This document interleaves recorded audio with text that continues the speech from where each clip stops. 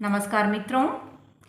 हिंदी के मूर्धन्य रचनाकार, साहित्यकार, निबंधकार, आलोचक आचार्य हजारी प्रसाद द्विवेदी द्वारा कबीर के व्यक्तित्व, साहित्य और दार्शनिक विचारों की आलोचना पर आधारित पुस्तक कबीर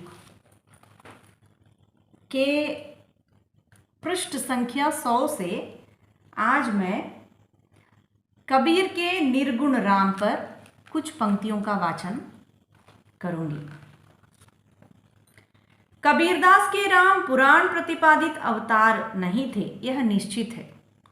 वे न तो दशरथ के घर उतरे थे और न लंका के राजा का नाश करने वाले हुए, न तो देवकी की कोख से पैदा हुए थे और न यशोदा ने उन्हें गोद खिलाया था। न तो वे ग्वालों के संग घूमा करते थे और न उन्होंने गोवर्धन पर्वत को धारण ही किया था।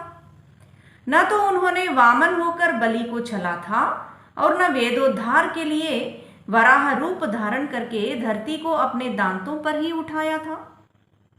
न वे गंडक के शालिग्राम हैं, न वराह, मत्स्य, कच्छप आदि वेशधारी विष्णु के अवतार। न तो वे नर नारायण के रूप में बद्रिका आश्रम में ध्यान लगाए बैठे थे और न परशुराम होकर क्षत्रियों का ध्वंस करने गए थे, और न तो उन्होंने द्वारिका में शरीर छोड़ा था और न वे जगन्नाथ धाम में बुद्ध रूप में ही अवतरित हुए। कबीरदास ने बहुत विचार करके कहा है कि ये सब ऊपरी व्यवहार हैं। जो संसार में व्याप्त हो रहा है वह राम इनकी अपेक्षा कहीं अधिक अगम अपार है। उसको दूर खोजने की जरूरत नहीं है, वह सारे शरीर में भरपूर हो रहा है।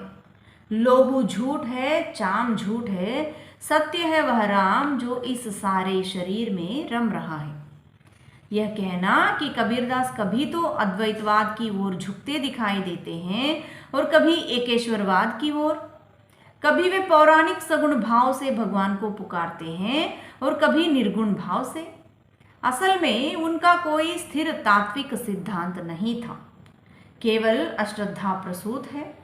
ऐसी बातें वही लोग कहते हैं जो शुरू में ही यह मान बैठते हैं कि कबीरदास एक अशिक्षित जुलाहे थे और उल्टी सीधी अटपटी बानियों से साधारण जनता पर प्रभाव जमाना चाहते थे। ऐसे कथनों का उत्तर देना बेकार है। बिना श्रद्धा भक्ति लिए जिन किसी भक्त के कथनों को क्यों न पढ़ा जाए, इस प्रकार के निष्कर्ष निकाल लिए जा सकते हैं। वस्तुतः कबीरदास का एकेश्वरवाद उस प्रकार का था ही नहीं जैसा मुसलमानी धर्म में स्वीकृत बताया जाता है। इस मत के अनुसार ईश्वर समस्त जगत और जीव से भिन्न और परम समर्थ है। कबीरदास ने स्पष्ट शब्दों में लोगों को सावधान किया है कि वह ब्रह्म व्यापक है, सब में एक भाव से व्याप्त है। पंडित हो या योगी, राजा हो या प्रजा, वैद्य हो या रोगी, वह सब में आप रम रहा है और उसमें सब रम रहे हैं। यह जो नाना भांति का प्रपंच दिखाई दे रहा है, अनेक घट और भांड दिख रहे हैं, सब कुछ उसी का रूप है। सारा खलक ही खालिक है और खालिक ही खलक है। मैं और तू, तू और मैं, सब कुछ वे ही हैं।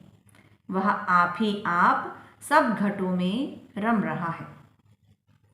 वस्तुतः जब कबीरदास निर्गुण भगवान का स्मरण करते हैं तो उनका उद्देश्य यह होता है कि भगवान के गुणमय शरीर की जो कल्पना की गई है वह रूप उन्हें मान्य नहीं है, परंतु निर्गुण से वे केवल एक निषेधात्मक भाव ग्रहण करते हों सो भी बात नहीं है। वस्तुतः वे भगवान को सत्व, रज और तमोगुणों से अतीत मानते हैं और इसी गुणातीत रूप को निर्गुण शब्द से प्रकट करते हैं। हे संतों, मैं धोखे की बात किससे कहूँ? गुण ही में निर्गुण है और निर्गुण में गुण। इस सीधे रास्ते को छोड़कर कहाँ बहता फिरा जाए? लोग उसे अजर कहते हैं, अमर कहते हैं, पर असल बात कोई कहता ही नहीं। वस्तुतः वह अलग है, अगम्य है। निषेधात्मक विशेषण केवल धोखे हैं।